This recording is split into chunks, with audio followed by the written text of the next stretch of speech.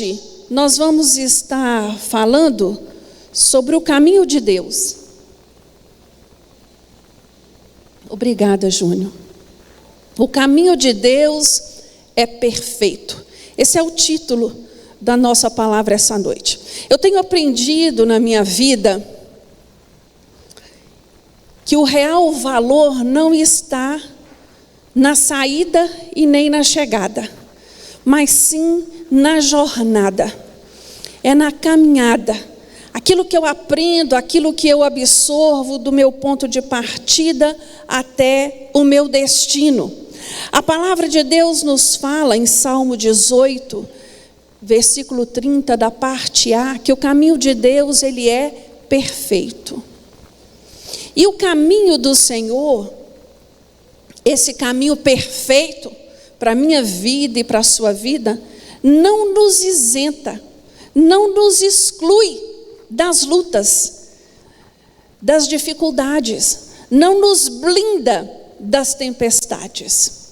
E infelizmente, hoje em dia, tem muitos lugares pregando um evangelho que não condiz com o evangelho da cruz. Parece um evangelho de conto de fadas. Parece que Jesus virou Papai Noel. Cada um chega diante dele com uma lista de pedidos e fica aguardando cada um desses pedidos serem concedidos. Mas o Senhor, o próprio Jesus, em Mateus 16, 24, ele diz a mim e a você: se alguém quiser vir após mim, negue-se a si mesmo, tome a sua cruz e me siga. Às vezes, negar a nós mesmos, negar a si mesmo, não seja difícil de entender. Eu sei que negar a mim mesma é abrir mão dos meus desejos, é buscar uma mudança, é buscar me enquadrar nesse novo estilo de vida, um estilo de vida cristão. Mas tomar a minha cruz, às vezes é complicado compreender isso, porque tomar a minha cruz diz respeito à renúncia. Tomar a minha cruz diz respeito a sacrifício, a disposição para enfrentar tudo por amor a Cristo. É entender que se Deus fizer, Ele é Deus, e se Ele não fizer, Ele continua sendo Deus. E Ele deixa para nós, na vida de cada um de nós, um espaço para a cruz. Para cada um de nós.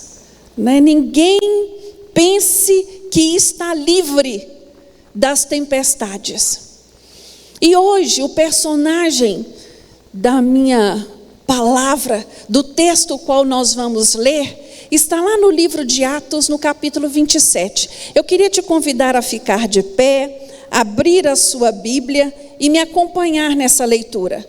Atos capítulo 27, versículo 1.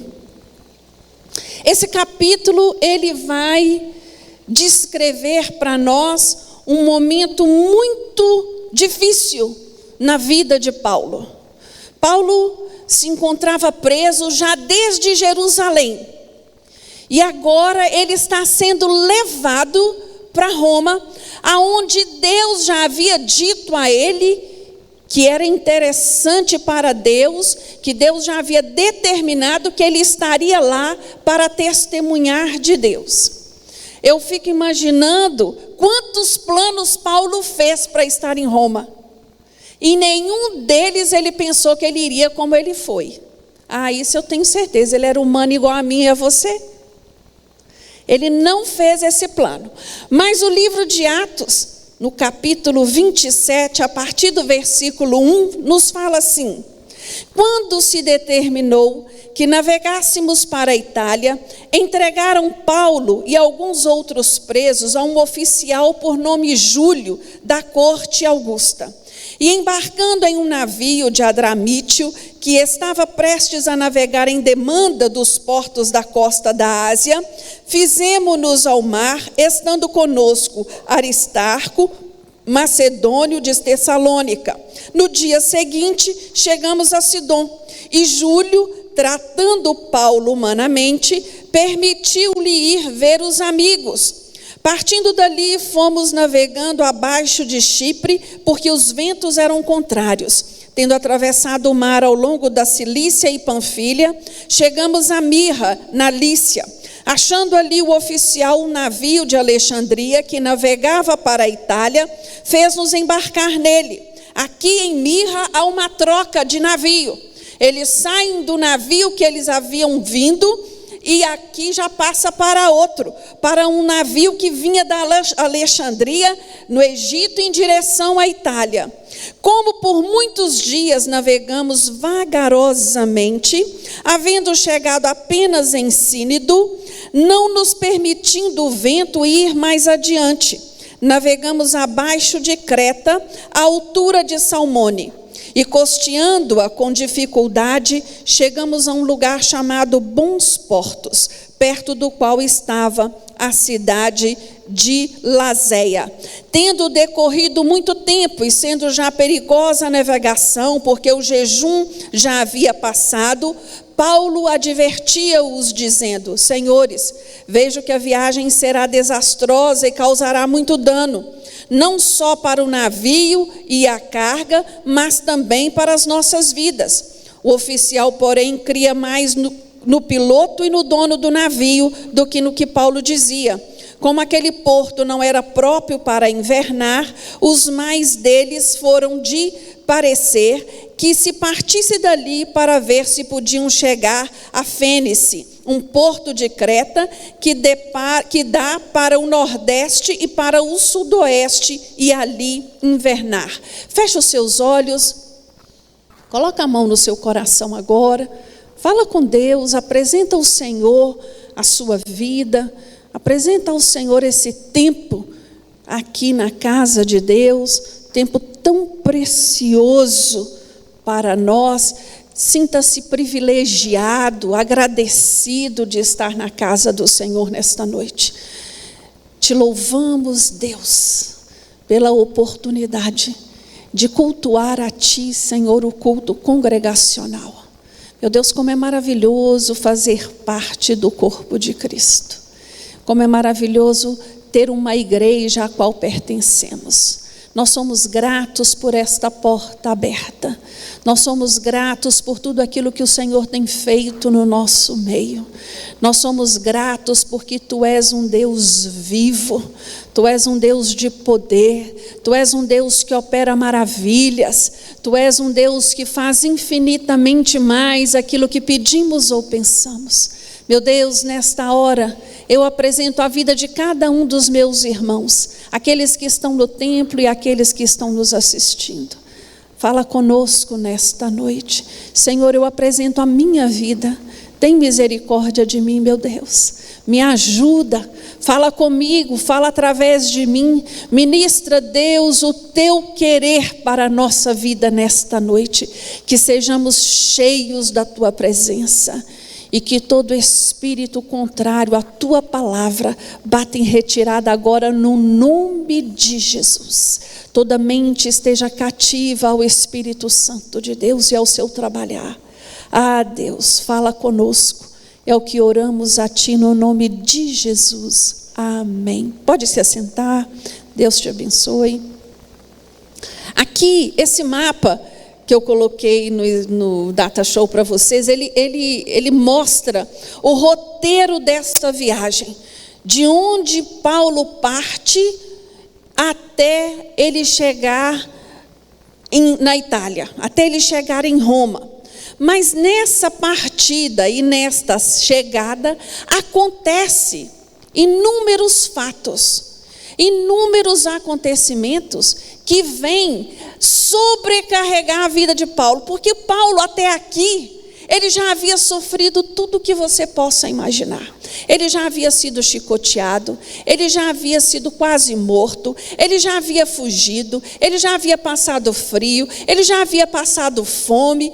Em outras palavras, todo tipo de perseguição e luta esse homem já havia passado por amor ao Evangelho. E agora ele se encontra preso ele é um prisioneiro neste navio. Todos que estavam ali poderiam estar de viagem, poderiam estar a negócios, nós não sabemos, mas Paulo era um prisioneiro.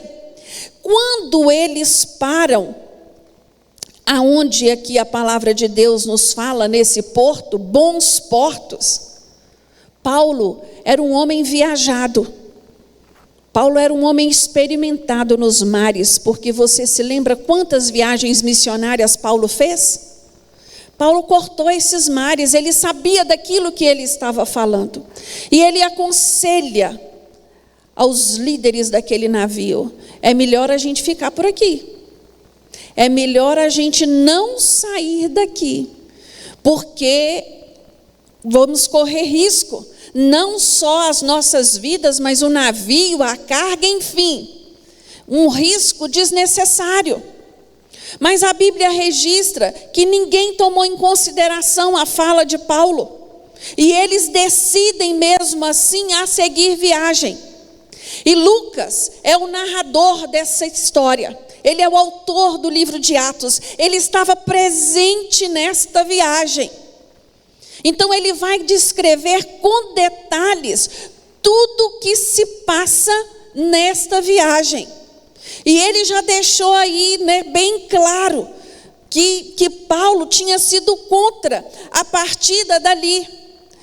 E eu fico assim, olhando que Paulo, desde que foi preso em Jerusalém, ele vinha enfrentando um mar de tempestade atrás do outro.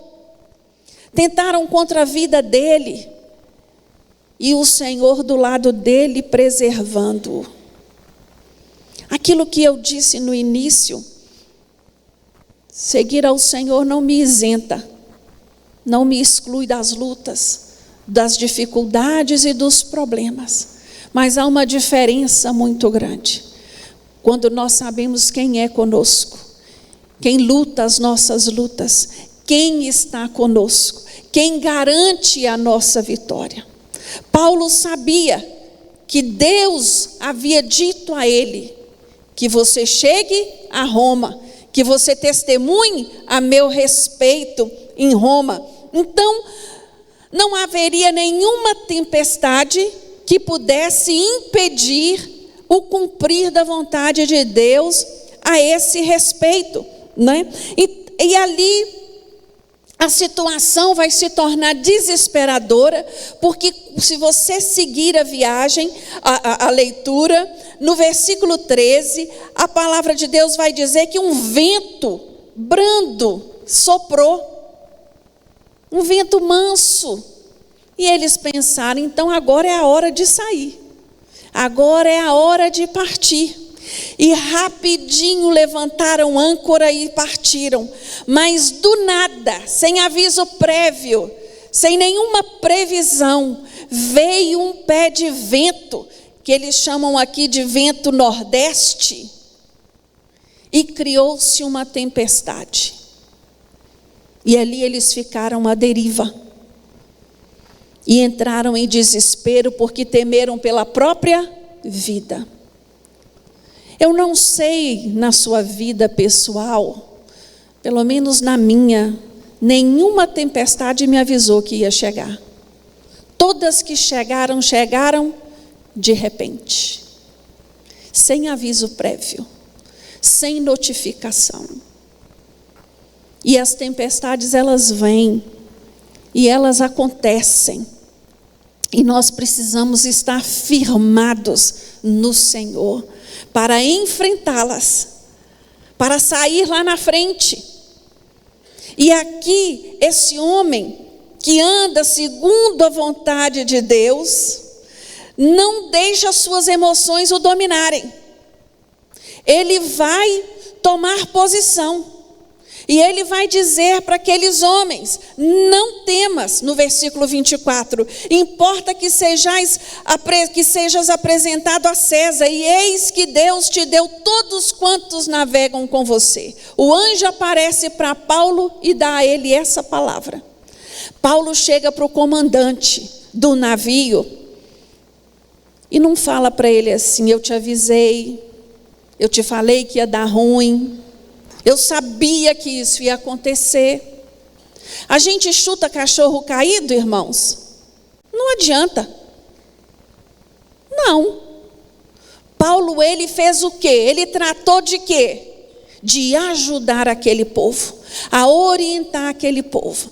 E quando eu olho para essa tempestade a qual Paulo passa, indo a caminho de Roma, me vem à memória uma tempestade lá no Antigo Testamento que um profeta passa.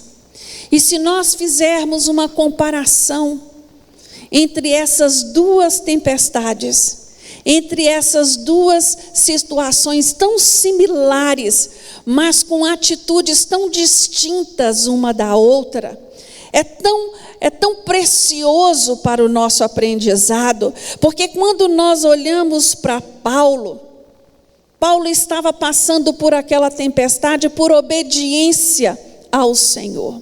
Não sei se você se lembra do profeta Jonas. O profeta Jonas recebe uma ordem de Deus para ir a Nínive, pregar sobre o arrependimento. O que Jonas faz? Foge, toma um navio para Tarsis. No meio do alto mar, não sei há quantos dias já de viagem, uma tempestade pega aquele navio. O que Jonas faz? Vai dormir, vai para o porão e vai dormir. E o povo, os tripulantes daquele navio entram em desespero e começam a jogar a carga fora para aliviar o peso, e começam a fazer de tudo e nada acontecia, até que eles atinam, tem alguém aqui amaldiçoado, e Jonas se vê encurralado e tem que se declarar, e ele é jogado em alto mar e a tempestade acalma. Enquanto Paulo viajava em obediência, Jonas fugia de Deus. Enquanto Paulo encorajava a tripulação do barco em que ele se encontrava, Jonas dormia e se escondia. Enquanto Jonas foi forçado a dar testemunho de Deus, de confessar por que aquilo estava acontecendo, Paulo não. Paulo tinha prazer em testemunhar o Deus que ele servia.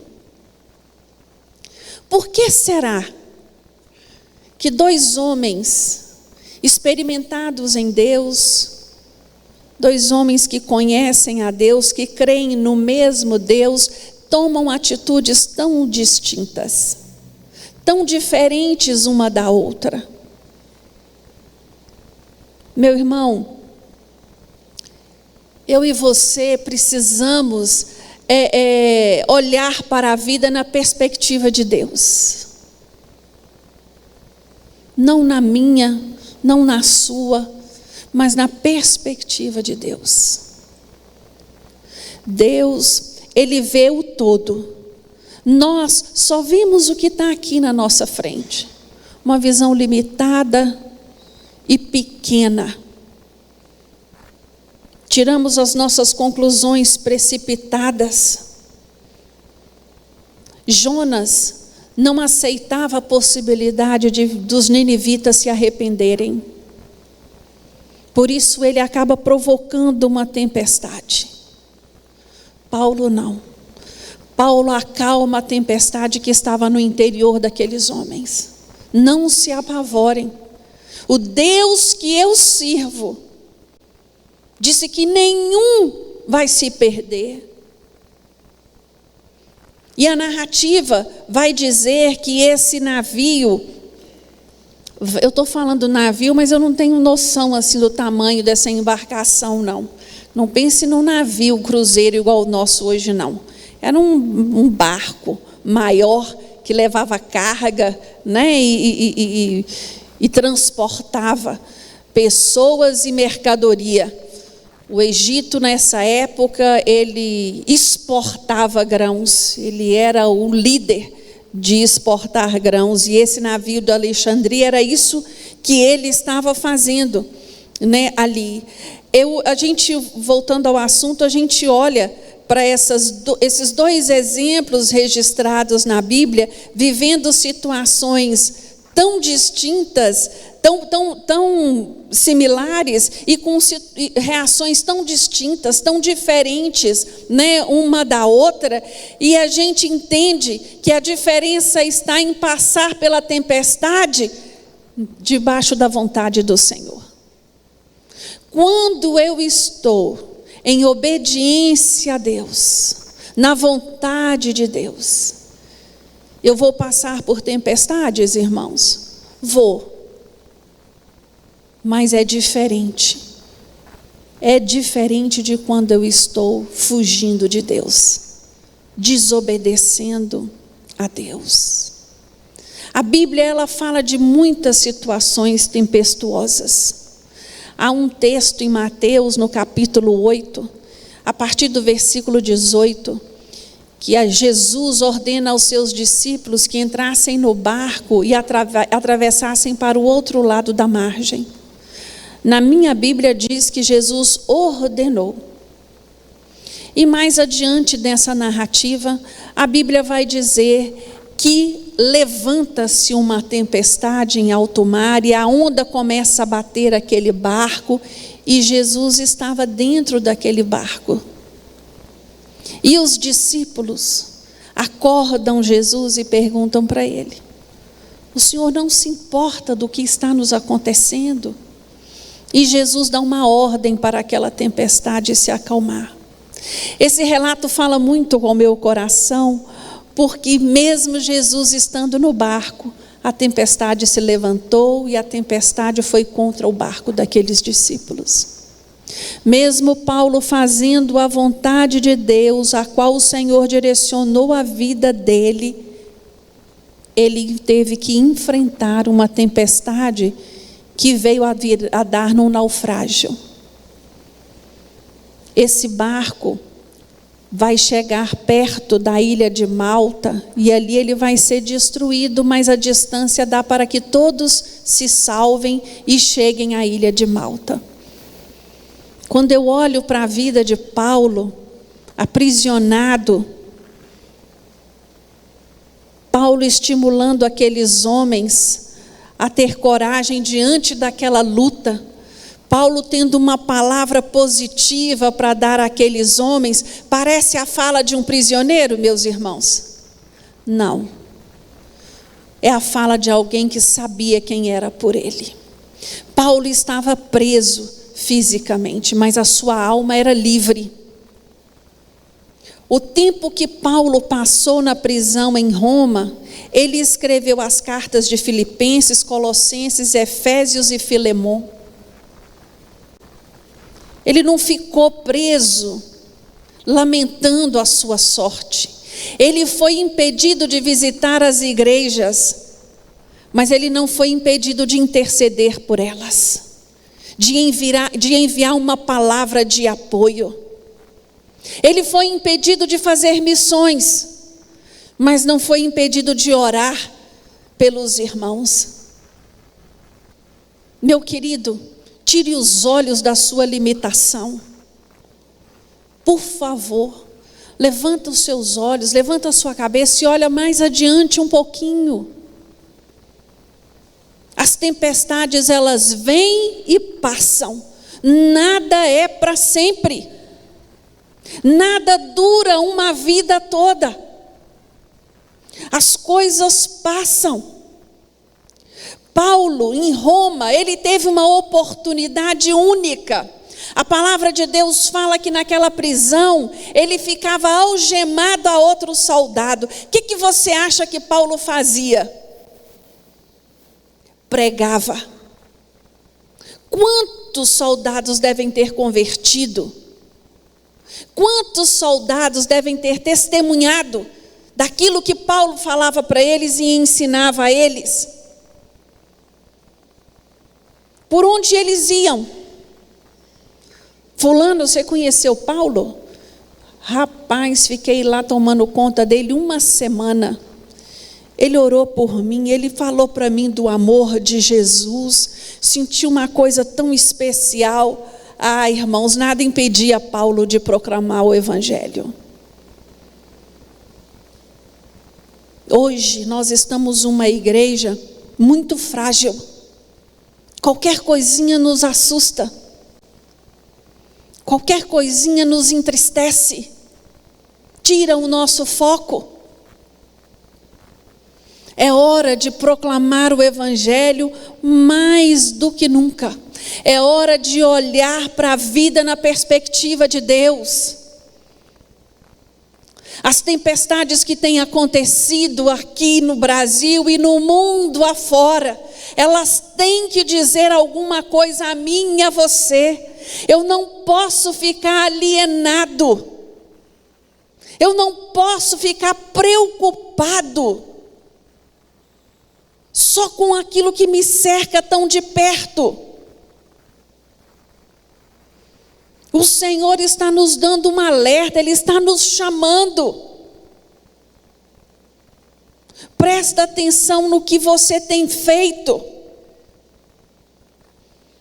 Paulo, ele vai testemunhar aos Filipenses no capítulo 1, no versículo 12, ele vai dizer assim, olha, e quero, irmãos, que saibais que as coisas que me aconteceram contribuíram para maior avanço do evangelho. Você já pensou que maturidade é essa? As coisas que me aconteceram contribuíram para o avanço do evangelho. A igreja perseguida, até a perseguição começar, todos que convertiam queriam ficar onde? Juntinho em Jerusalém. Quando começa a perseguição e aquela igreja espalha, ela começa a crescer. E ela vai crescendo. Porque ela vai para outros lugares. Esse texto de Paulo, ele fala muito ao meu coração. E ele me ensina alguns princípios que eu gostaria de compartilhar com você essa noite. A primeira coisa que eu aprendo com base nesse texto, nas tempestades da vida, eu preciso tomar muito cuidado com os ventos suaves. Quando está tudo muito calmo, é perigoso eu me sentir autossuficiente. Eu corro o risco de me afastar do Senhor. Eu tenho que tomar cuidado com esses ventos suaves, porque a vida passa por mudanças. A vida ela é cíclica. Nada é sempre a mesma coisa. A vida ela muda de situações. E eu tenho que me firmar na hora do tempo suave. Na hora da calmaria, eu tenho que me fortalecer para os momentos difíceis da vida. Eu não posso baixar a minha guarda. O vento suave, ele é muito perigoso, porque costuma trazer a tempestade e eu não dar conta. Você conhece alguém que a tempestade levantou-se na vida dela e a primeira pessoa com a qual ela se rebelou foi com o Senhor? Porque não entendeu. Não entendeu. As crises, meus irmãos, elas revelam as minhas fraquezas espirituais. E eu tenho que estar fortalecido no Senhor. Sua vida agora, nesse momento, está passando por um tempo suave? Aproveite, mas se fortaleça no Senhor. Não baixe a guarda. Não pare de buscar. Não pare de orar. Não pare de interceder. Dê graças a Deus pelo tempo que você está passando. Mas fortaleça seu espírito. Fortaleça seu espírito. Nós não sabemos Quando é que o nosso barco vai ser testado? Nós não sabemos quando é que as ondas vão se levantar. E eu não quero que você tome essa pregação como uma pregação pessimista, não. É uma pregação de alerta, porque é o meu papel como pastora alertar vocês. É o meu papel chamar a sua atenção para estar prudente, para não baixar sua guarda, para não tomar conclusões precipitadas, para prestar atenção no que está acontecendo à sua volta. Essa passagem, ela ensina a mim e a você que eu preciso orar, mas eu preciso também agir. Eu não posso ficar só orando, e aí, aguardando que se materialize na minha frente. Paulo era homem de oração, sim ou não? Sim, era um homem que orava muito, mas era um homem que agia. Nessa tempestade, depois de orar, depois de receber uma palavra de Deus, o que ele faz? Ele vai levantar o ânimo daqueles homens. Ele vai dizer a eles: nós vamos alimentar agora, porque o que nos aguarda é muito difícil. Ele, quando chega na ilha de Malta, ele vai buscar graveto para fazer uma fogueira e aquecer o povo. Paulo não era um homem que vivia de contemplação. Paulo era um homem que agia. Ele orava e agia. Muita gente anda decepcionado com Deus por isso, porque ora, mas não faz o que compete a Ele fazer. Fica esperando que se materialize na sua vida algo que depende do esforço dele. Nós temos que nos levantar desse lugar de comodismo e agir e fazer aquilo que o Senhor tem dito a mim e a você para ser feito. Existem pessoas que estão o tempo todo pedindo oração, mas não são capazes de vir a uma reunião de oração.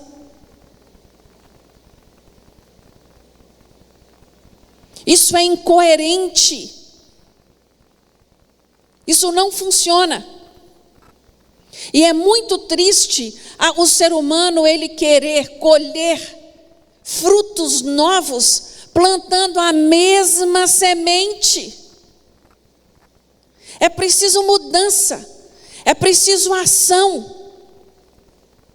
E Paulo, ele mostra isso para nós, ele encoraja esses homens, ele vai ajudar a jogar a carga, aliviar o navio, ele vai ajudar a preparar, impedir que algum dos marinheiros fugissem, porque o anjo que apareceu a ele disse que não se comprometia com ninguém que deixasse o navio. Era necessário permanecer. Depois, em terra firme, ele vai preparar a fogueira. O que isso diz para mim e para você, irmãos? Descruza os braços. Toma posição. Faça aquilo que compete a você a fazer. É tempo de agir. É tempo de ação. Ore. Pague um preço pela sua família, mas dê testemunho de vida com Cristo. Renuncie aos desejos da sua carne a cada dia. Seja aquilo que Deus te chamou para ser. Não pense que existe varinha de condão com Deus, porque não existe. A vida do crente com Deus é uma caminhada progressiva. Hoje eu sou totalmente diferente do que eu era a semana passada. E assim eu vou progredindo. E assim eu vou caminhando neste caminho que é perfeito, que é o caminho do Senhor. Nesta passagem, eu aprendo que a crítica construtiva, ela é muito bem-vinda, mas a negativa não. Você não vê Paulo se dirigindo a esses comandantes e ao piloto do navio para dizer para eles: eu falei que isso ia dar errado. Não. Ele busca aquelas pessoas para quê? Para dizer a eles: olha, Deus veio até a mim com uma palavra, com uma promessa. Vamos fazer desse jeito. O Deus que eu sirvo é Deus fiel na sua promessa. Ele deixa de ser prisioneiro a partir daquele momento e passa a dar as instruções de como seria o procedimento a partir dali. Ele não ficou nessa ladainha: eu te falei, eu te avisei, eu sabia. Isso não adianta, já foi. Vamos olhar para frente. O que nós podemos fazer? É muito fácil repreender as pessoas depois que deu errado, mas é muito mais proveitoso e construtivo dar orientação para não errar mais, ajudar a sair do erro, a sinalizar de como é que vamos poder fazer para sair dessa situação. Não adianta apontar o dedo, não adianta. Deu errado, deu. Agora, o que nós podemos fazer para consertar? Como nós podemos fazer para sair dessa situação? Qual é a melhor forma? Qual é a melhor ação? É isso que Paulo ensina para nós nesse comportamento. Ele tem uma palavra ali para encorajar, e não para acabar de jogar no buraco. Eu aprendo nesse texto sobre a soberania de Deus, a soberania de Cristo. Ele chega para aqueles homens e diz assim: Deus de quem eu sou e a quem eu sirvo. Esse homem tinha intimidade com o Senhor. Ele não estava ali para falar com Deus assim: ah, Deus, olha tudo que eu já passei e eu ainda tenho que passar por isso. Ah, eu não aguento mais não. Não. Paulo não tinha tempo para lamúria, para murmuração. Os olhos de Paulo estavam postos no alvo, que era Cristo. Ele entendia que aquilo ali era só um percurso.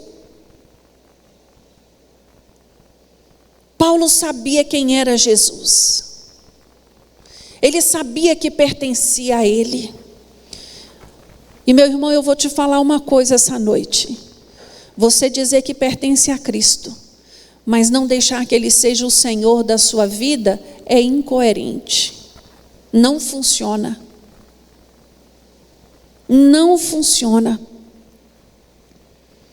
E por último, eu aprendo nesse texto que durante as tempestades eu preciso ter âncoras para me estabelecer, para me firmar, para não deixar que eu fique à deriva, para não deixar que eu fique indo de um lado para o outro com os ventos fortes. O texto nos fala que eles lançaram da popa 4 âncoras, desejando que viesse o dia. As tempestades da vida, elas nos submetem a grandes sobrecargas.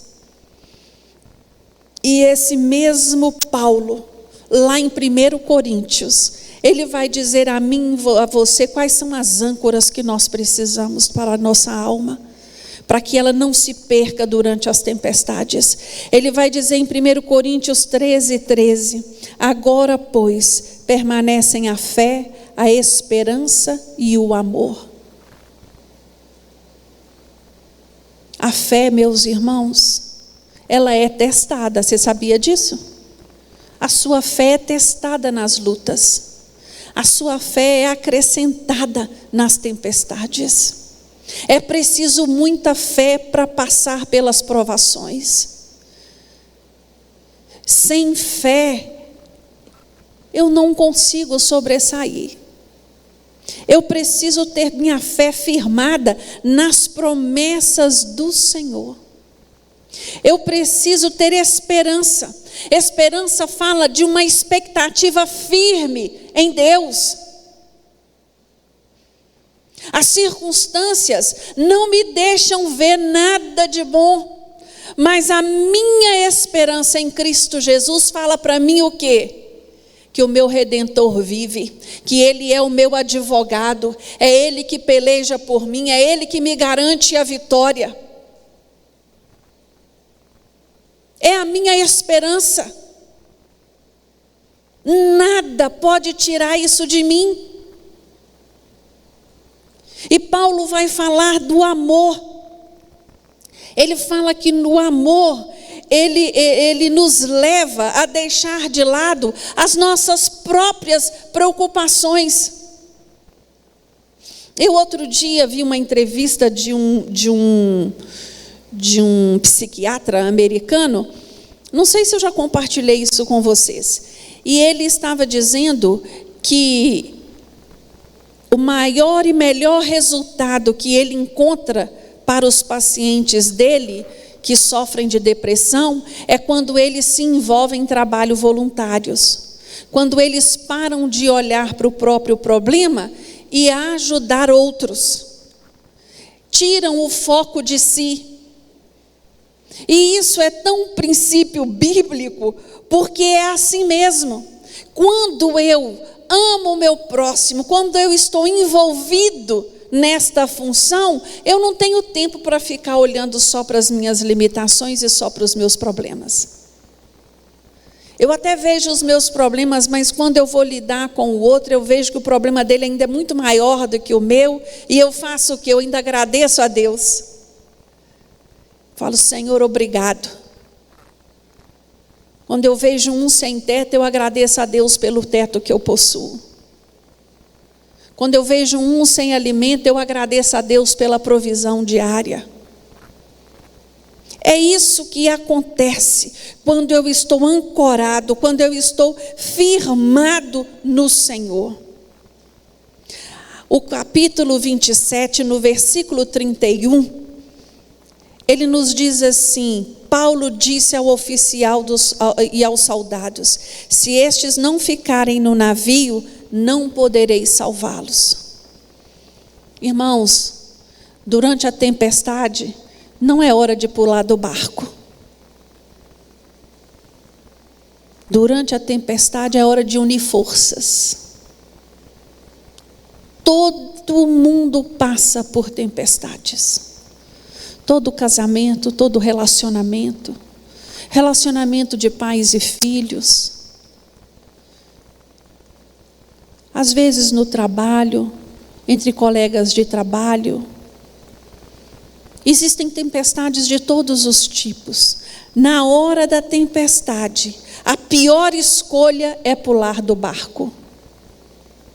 Quando você pula do barco, você não tem garantias, porque você não está deixando Deus fazer por você. Você está tomando a sua decisão e a sua escolha. Quando eu continuo no barco, eu estou falando para o Senhor o quê? Senhor, eu creio. Eu creio que o Senhor pode fazer diferente. O Senhor pode mudar a minha realidade. A minha alma está firmada na sua promessa e não naquilo que eu estou vendo. Eu creio naquilo que o Senhor tem para mim, para a minha vida e para a vida da minha família. É nisso que eu tomo posse. Eu não abro mão do barco. Eu não desço do barco. Se o Senhor falou que eu vou chegar lá, é porque eu vou chegar. Não pule do barco, meu irmão, minha irmã. Abra os seus olhos espirituais nesta noite. Contempla Jesus no seu barco. Vamos ficar de pé. Vamos orar ao Senhor.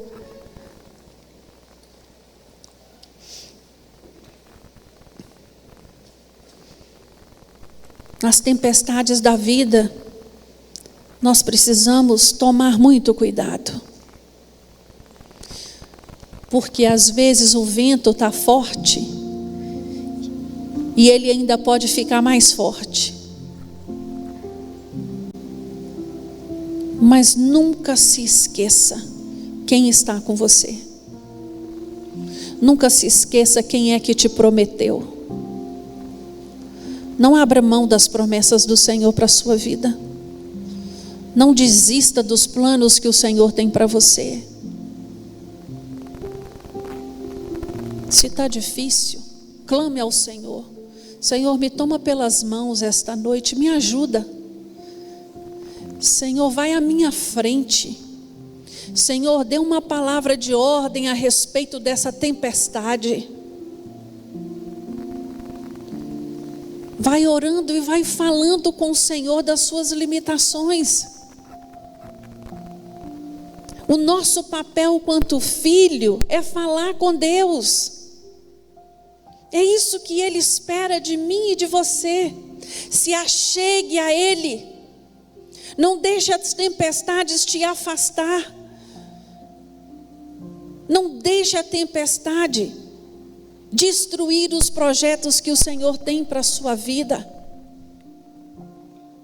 Que você possa sair fortificado. Paulo, quando chega na ilha de Malta, ele testemunha de Jesus. Ele vivencia um milagre sobrenatural. E ele tem oportunidade de evangelizar aquela ilha para Jesus. Meu irmão, aproveite as oportunidades que Deus tem dado a você. Testemunhe de Jesus, seja aonde for. Aonde você passar, testemunhe do amor de Cristo. Feche os seus olhos agora. Fala com Deus, você e Deus. Eu não sei o que está acontecendo na sua vida, eu não tenho esse poder, mas o Senhor sabe. Ele conhece cada um de nós que estamos aqui e aqueles que estão nos assistindo. Ele nos conhece pelo nome, porque a Bíblia assim nos testifica. Ele sabe do que se passa no mais íntimo do seu ser. Abra o seu coração para o Senhor e fala com Ele: Deus, acalma a tempestade da minha vida. Senhor, não deixe eu sair do barco. Me dá forças para enfrentar os ventos contrários. Ah, Senhor, meu Deus, eis aqui, Deus, uma igreja que te ama, uma igreja que clama a Ti pela Tua intervenção nesta noite, pelo Teu milagre, pelo Teu poder. Meu Deus, tantas pessoas que nos assistem nessa hora, que estão passando por momentos tão difíceis nas suas vidas. Tem misericórdia, alcança, meu Deus, cada um deles, seja na sua enfermidade, seja na sua vida financeira, seja às vezes algum processo judicial. Meu Deus, a Tua palavra nos diz que o Senhor é o nosso advogado, a Tua palavra nos diz que o Senhor é aquele que vence as nossas batalhas. Meu Deus, ali naquela tempestade onde os discípulos estavam e o Senhor dentro do barco com eles, o Senhor deu uma palavra de ordem e aquela tempestade passou. Nós cremos, meu Deus, que basta uma palavra do Senhor para mudar e transformar qualquer situação da nossa vida. Ah, Deus, opera o Teu milagre nesta noite. Renova a esperança, renova a fé, renova o amor no coração dos Teus filhos. Toma-os pelas Tuas mãos, meu Deus, e ajude-os a caminhar nesse tempo difícil. Ah, Deus, para onde iremos nós, se só o Senhor tem palavra de vida eterna? Tira os nossos olhos, meu Deus, das coisas temporais, que assim como nós cantamos aqui nesta noite, nossos olhos possam estar no céu, nas coisas celestiais, nas coisas eternas. Meu Deus, a Tua palavra nos diz que o Teu caminho é perfeito, e é neste caminho, Senhor, que nós queremos caminhar. Ah, Deus, independente das tempestades, fortalece-nos nesta noite. Derrama da tua unção e da tua graça sobre a vida de cada um dos meus irmãos. Meu Deus, muito obrigado por este culto maravilhoso. Obrigado, meu Deus, porque tivemos a oportunidade de estar aqui reunidos, de estar na tua casa, na tua presença. Meu Deus, a tua presença é real no nosso meio. Visita, Deus, o coração aflito nesta noite. Visita, meu Deus, o coração angustiado. Vai de encontro, meu Deus, no quarto de hospital agora. Visita os nossos irmãos que estão enfermos. Deus, tu és Deus de poder, tu és Deus de milagre. Age, Deus, operando o Senhor, quem impedirá? Ah, Senhor, nós cremos que o Senhor é Deus de maravilhas, e nós te louvamos e te damos graças nesta noite. Senhor, vai adiante de nós durante esta semana. Meu Deus, guarda os nossos irmãos que estão em viagem, leva-os e traga-os em segurança. Meu Deus, abençoa a nossa semana de trabalho, abençoa o nosso tempo de descanso. Deus, sê conosco, direciona os nossos passos, nos dê inteligência para enfrentar as situações contrárias que porventura possam surgir durante o decorrer desta semana. Meu Deus, muito obrigado pelo dia de hoje. Meu coração é grato ao Senhor.